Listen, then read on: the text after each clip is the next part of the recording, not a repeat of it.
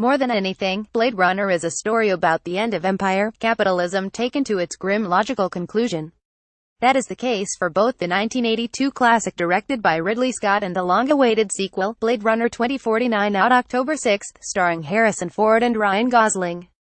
The profit motive has destroyed the environment, the wealthy have fled to interplanetary colonies, and those who remain on Earth, humans and androids alike, live in dense squalor congested by pollution and garish advertisements. And yet, it's also beautiful. Director Denis Villeneuve's Arrival says that despite the bleakness of Blade Runner 2049's subject matter, his film is fundamentally an optimistic one. He spoke to Time about illustrating this vision, bridging the 3.5-decade gap between the original and his sequel, and why his film needed a hopeful coda. You faced a daunting task, not only making a sequel to one of the most celebrated films of all time, but also dealing with a highly specific visual world. What traits of the original film did you feel you needed to preserve? Villeneuve: in the first movie, you were seeing layers of time. Most of the time in sci-fi movies, the world is purely a vision of the future, but in the original Blade Runner, you felt the dirt that was coming out of ages. That was something I wanted to bring back. I wanted to make sure that we were as specifically true to film noir as the first movie was. I wanted the atmosphere to carry the beautiful melancholy that was so powerful in the first movie. I wanted the world to be one of bleakness and gloom, but to have sparks of beauty, coming out of technology or humanity. Warner Brothers. Pictures. How do you update a vision of the future from 35 years ago? Ridley built this movie as an extension of the late 70s. He took the main currents of the 70s, the fashion, the aesthetics, and brought them into the future. I had to struggle with the problem of having to deal with a movie that was made in 1982 that talked about 2019. 2019 is tomorrow. As we all know, there's a difference between the future world of Blade Runner and today's reality. So I came to the conclusion that I needed to deal with an alternate universe, to start with the world of the first Blade Runner and extend it into future in order to create continuity between the films.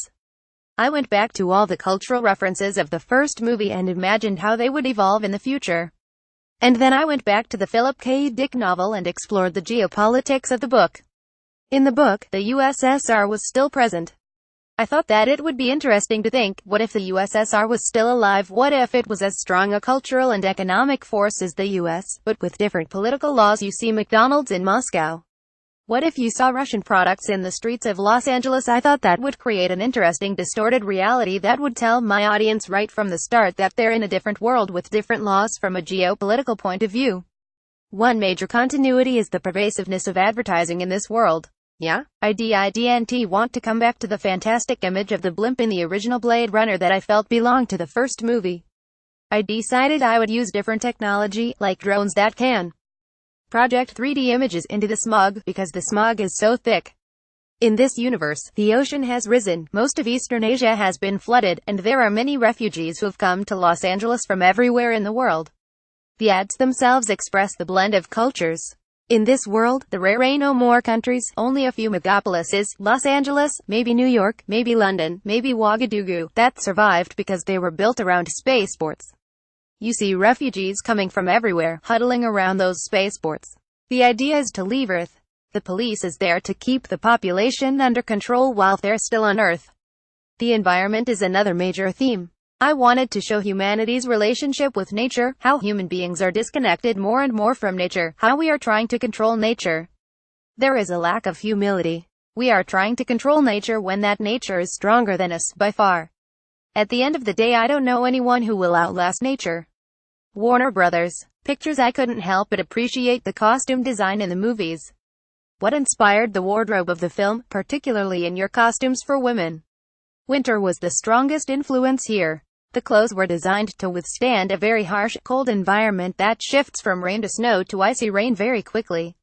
It was the work of Renee April, my costume designer. I worked with her on several movies and I knew that she was tired of doing military uniforms after Sicario and Arrival and police uniforms after Prisoners.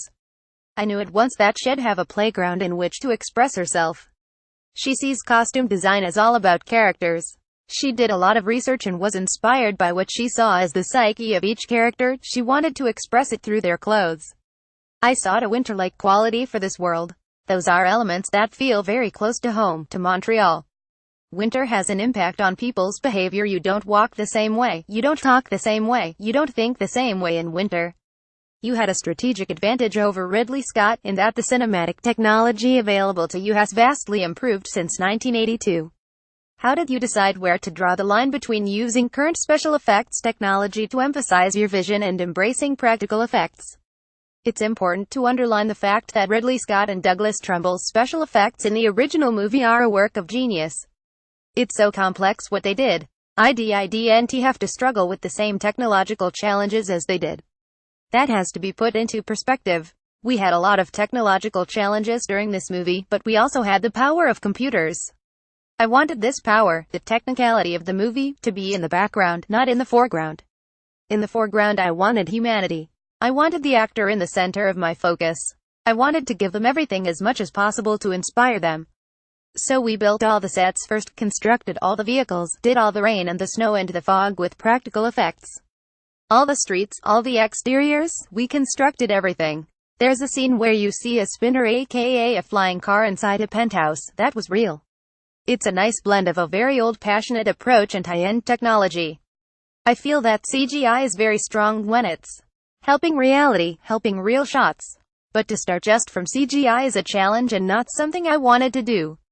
Warner Brothers Pictures. Last question. It can be argued that Blade Runner is a cynical film. It envisions a future of decay. But the visual majesty of the movies, the original and yours, connotes a certain optimism. Is 2049 an optimistic film? I think so. For me, one of my goals was to create a bleak world with strong sparks of beauty coming out of it. That's why the first sequence, where Officer K. Gosling is flying towards Los Angeles, is a gray, overcast, dark, austere landscape with winter light. Suddenly you have sparks of light coming out of the landscape's technology, and that creates beauty. The humanity of the characters creates beauty. It's a movie that I feel has, in a strange way, an optimistic ending. I'm glad about that, because I need to have that kind of optimism in the world today.